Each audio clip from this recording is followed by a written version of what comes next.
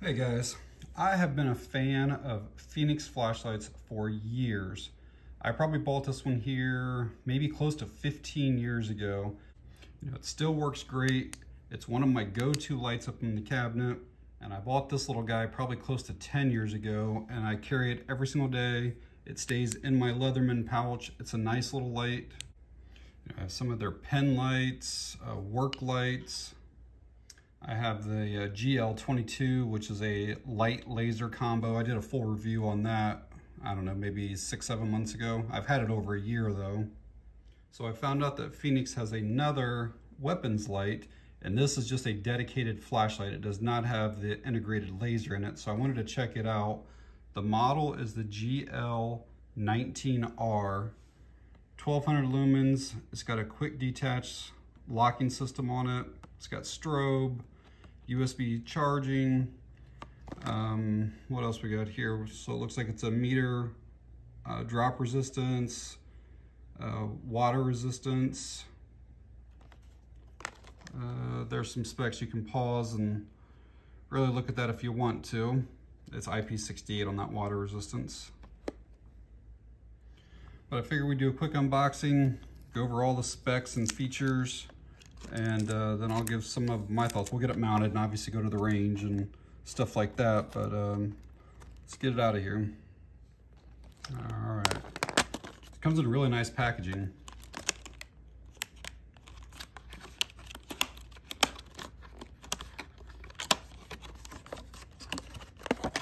All right, finally into it.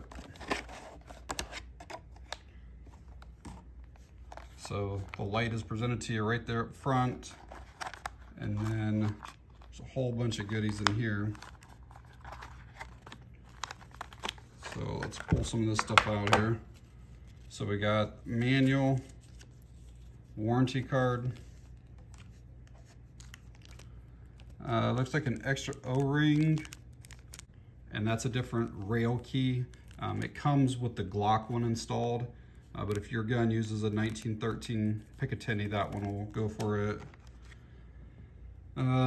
Type A to USB-C charging cable. And then the light was back here on this side. Let's get that thing out. Looks like some type of warning or whatever on there. Just telling you there's a little film on the battery that you need to remove. Here's some more specs on it. Again, 1200 lumens. 200 meters of throw. It's running the Luminus SFT40 LED. It does include a battery. We'll get to that in a bit when I gotta take that film thing off. You can use it for Glock or Picatinny.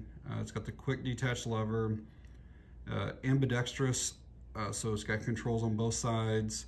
It's made out of A6061 T6 aluminum. It's got a hard anodized anti-abrasive finish on it.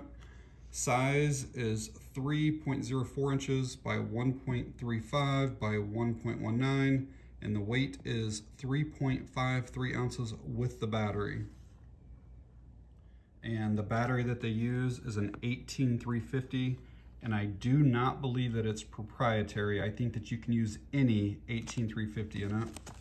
It's got a bunch of safety stuff, some low voltage, and overheat protection. So basically, to prevent it from getting too hot, it just gradually steps down the output. So here is the light itself. Got just a little bit of crenulation there on the bezel. It's got like the TIR optic lens on it. I got the switches back here. There's the Glock rail key that's on there to start with. I do wish that they gave you like a small little mini screwdriver to change that out, but I mean, it's not a big deal, but it's going to take like one of like the, almost like the eyeglass screwdrivers because it's so small. This side we have the USB-C charging port right there. And there's also that quick detach lever. And if you can see that, see how that just popped loose right there, and then it clamps down. And if you were to mount this onto your pistol or rifle or whatever, and it's still a little bit too loose or anything, you can adjust this right here for the exact tightness that you want. And one thing I will point out, just because I'm kind of nitpicky on things, is that this is a different sheen or a different color than what the body of the light is, and this is a different color as well. I don't know how well the camera will pick this up, but this is like a flat or almost like a matte black, and this has kind of got a little bit of a sheen to it. Definitely more than what see that right there. I don't care for that myself, but it's something small. And the GL22 is the same way, but the switches aren't nearly as big as what they are on here, so it's not quite as noticeable. But all right, let's get the battery out of here and we'll get the thing charged up. So there's that little film that they were talking about earlier. And this is the battery, 1100 milliamps and 18350. I'll just go ahead and see if it's got any juice in it now. We'll go over some of the operation of it, the user interface, and then I'll get it charged before I do any type of night shots or before I take it to the range or anything. So the operation of the light is pretty simple. You can use either side, and basically you've got a momentary or constant. So if you want momentary, you just press, hold, and then when you're done, you just let off. If you want constant, you just hit it and then you immediately let off, and then you can just tap it again. There is also a strobe, so this is a strobe warning. So you turn the light on, and then from either side you just press for like a half second, and it goes into strobe. By default, it's shipped in like the high or the turbo mode, so that when you hit that, it's at 1200 lumens. You can see it's a really nice hotspot on it. If you feel like you don't need that 1200 lumens, so on 1200 lumens, if I hit this, this would stay on for probably a little over an hour constant before the battery depletes and it drains out. If you want to extend that time, you can put this in a lower output mode. And the way you do it is you basically press and turn the thing on like this, and then at the same time hit the other button, and you'll see that this is going to decrease. See how that output just changed? And this, I believe, is 350 lumens, and this will last for more than 2 hours, just without ever shutting the thing off, more than 2 hours. And just so you know, on this 1200 lumen mode, if I left this on, this will only stay on 1200 lumens for about a minute straight. And then again, to prevent it from getting too hot and other things like that, it does decrease to like 600 lumens, and then it'll keep that for almost 60 minutes. So it's still a really good output. I don't know if you saw it when I was turning it on there, but there is a battery level indicator right here. I'll turn it back on for you. So it's flashing green right now. And what that means is that I'm somewhere between like 50 and 85%. If I turned it on and it was a solid, steady green, that basically means it's fully charged. So basically I'm around like between 100 and 85%. So again, you see it's flashing green. If it was to be red, it means I'm somewhere between like 50 and 25%. If the red light flashes, it means I'm below 25% and probably needs to get charged up. So I have a different 18350 battery. It should work perfectly fine. Let's throw it in here though to make sure.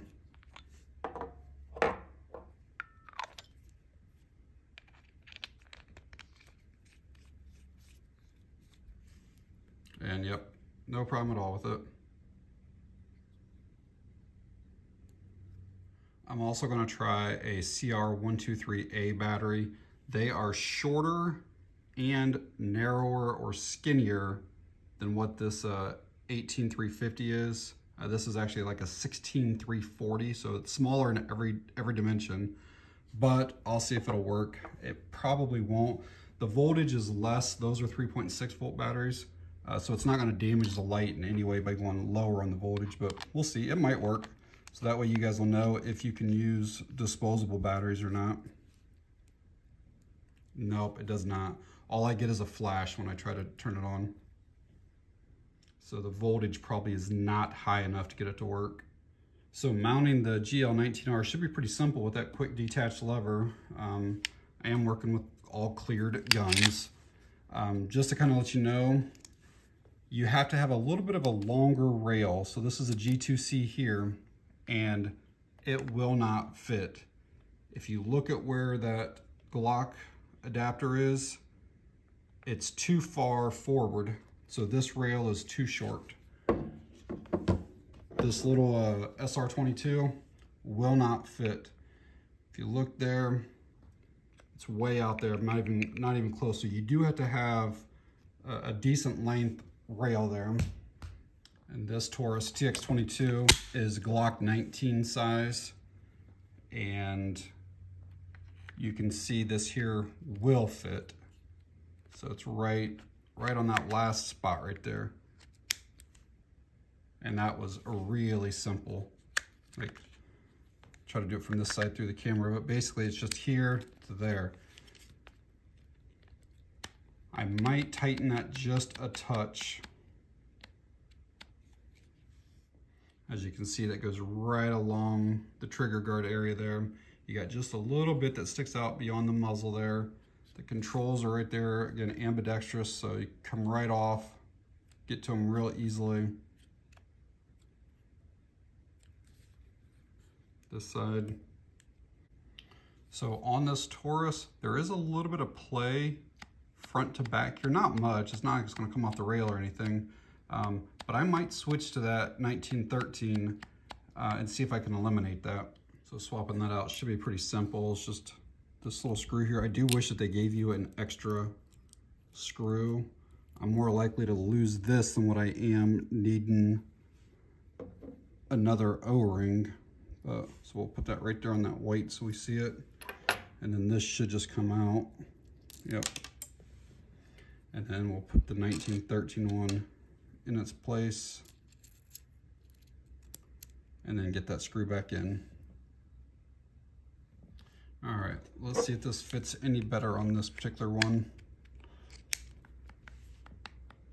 Yeah, there's almost no movement. There's a little bit of sound, but there's actually no movement now. So that's much, much better. So I took another screwdriver and tightened that little screw right there. And there's zero movement any direction now. It's completely silent. And it still pops right on and off with real ease. So yeah, that's nice now.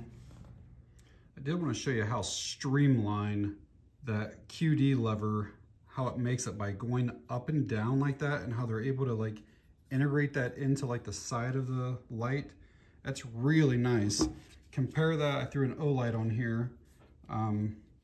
Basically how that sticks out. And this light does have a lockout feature, but you kind of have to use both hands to do it because you have to hit both controls at the same time for like 5 seconds. So it's gonna come on, and then in 5 seconds you'll get like 2 flashes to let you know that now you're in lockout. And if I try hitting either side now, this will flash between red and green and let me know that I don't have the light on. And then to get back out of lockout, you just push and hold both of them for about a second, and then it comes back on in your same mode. And the reason is you have to do it that way, instead of, some of them you can just twist the head a little bit. This one here, you can basically continue to twist the head all the way till it pops off and the light still stays on. So you have to do, if you want to lock it out, you have to do it by the controls. All right, we'll get you guys some nighttime shots, and we'll get to the range. All right, guys, out at the range here with the Fenix. We'll get some rounds through it, make sure there aren't any issues at all with it.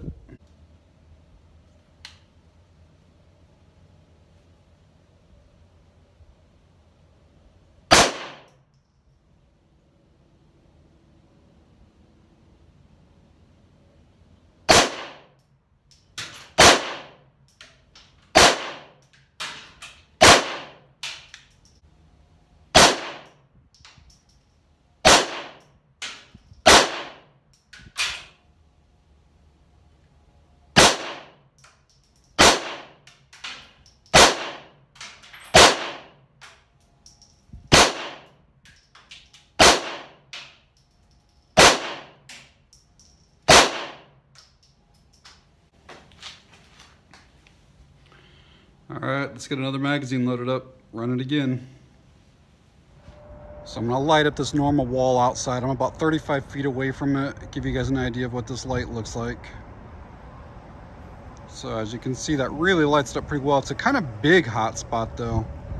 Let's go over to the other corner of the house. All right, about 50 feet away from this corner.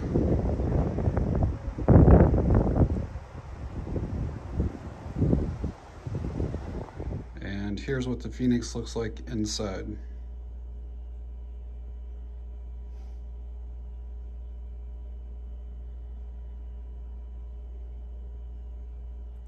So the GL19R performed really well at the range. No flickering, no shutting off, no issues whatsoever at all. So this is coming in right at about $100. So it's not the most expensive one. Like, it's definitely cheaper than Streamlights and Surefires and even some of the O-Lights, but and then it's more expensive than some of the budget ones, but Fenix is a really, really reputable brand. I think if they ever come out with a second version or an updated version of this, I personally would like to see, so basically this is considered like a high switch. You push here to turn it on way up high. I would like to see maybe high and low switches with certain pistols, and even this one here, the switches are almost kind of hidden by like the frame of the gun. So like when I slide my finger off, I almost slide right past the switch. So you do have to train to basically slide down and come in a little bit, so it's not just, you know, intuitive where you're just kind of right off and right onto the switch, because you're on the side of it because it's so streamlined. So either make the switch a little more pronounced out here, or make it to where the switch is down lower down here, because then I could easily get to that. So I think a light like this would be really good for a homeowner. And in my opinion, probably not so much for law enforcement.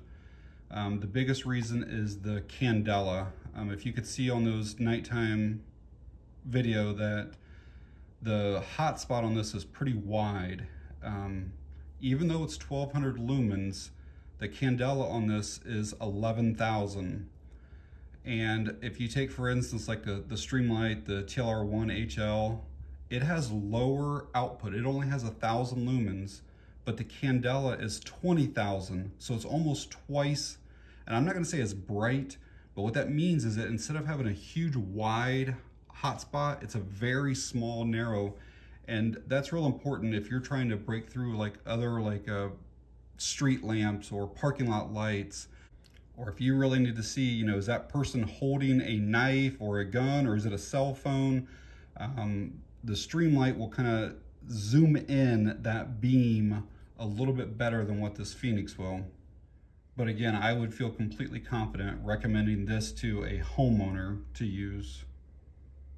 I like that you can remove and replace that battery, but I do wish that it had an option to use like disposables. I do kind of wish that you could just do a quarter turn, you know, here to lock it out instead of having to do the long holds on the controls there. I do like the mount there, how easy that thing is and how quick it is. Just like that, it's on and off, real solid. I like how it has USB charging on the side of the light. I've had some that are on the back, so you do have to remove it every single time. So technically you can just leave this on your gun, plug it in, charge it. But if you want to take it off, it only takes a second to do that too. Like I mentioned at the beginning of the video, you do have to have a somewhat longer rail for it to fit. I think they said 1.6 some odd inches, which this Beretta, this is a PX4 Storm, this has the length, but because of like this like flared area right here, this will not fit on this Beretta. But if you can see how this trigger guard area flares out right here, that prevents this from being able to get up in there. You see how I'm hitting right there? But overall, I still think it's a fantastic pistol light and would definitely recommend it for a homeowner. So I will leave an Amazon link down in the video description if you want to find out more information on the GL19R, or if you're interested in picking one up. But that's going to be it on this one, guys. Thanks for watching. I appreciate it.